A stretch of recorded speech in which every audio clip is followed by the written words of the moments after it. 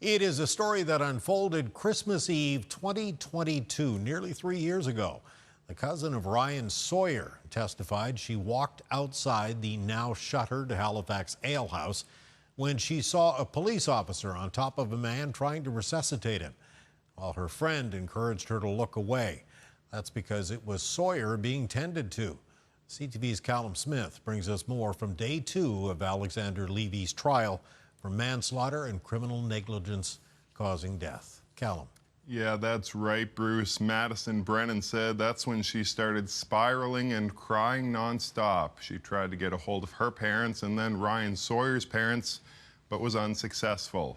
Now, she said in all, her group of 6 entered the alehouse that December 2022 night, including her cousins, Ryan and Kyle Sawyer, and some of her friends. She testified that after cold energy from a bouncer that Kyle tried to greet, they went inside and she ordered a round of beers for the group before proceeding upstairs to a quieter booth.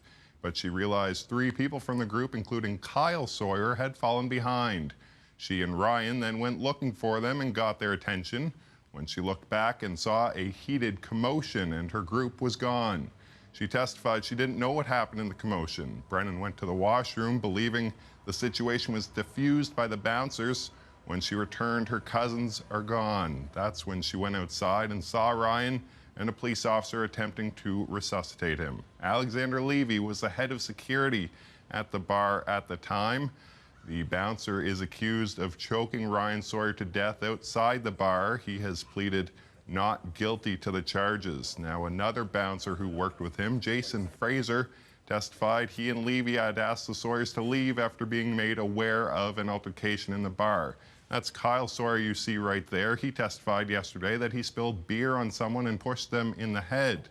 The other bouncer who testified, Simon Weller, said Kyle was swearing and yelling as the brothers were escorted out and described his tone as threatening.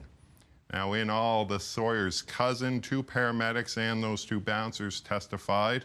One of the paramedics had estimated there were about 100 people outside the bar when she responded to Ryan Sawyer on the ground on Prince Street. She said Sawyer was vomiting during CPR compressions and they were unable to get an airway or even get a heart rate back despite using a defibrillator. Sawyer was taken to hospital where he died. Testimony continues tomorrow. Bruce. Callum, CTV's Callum Smith reporting live in our news center tonight.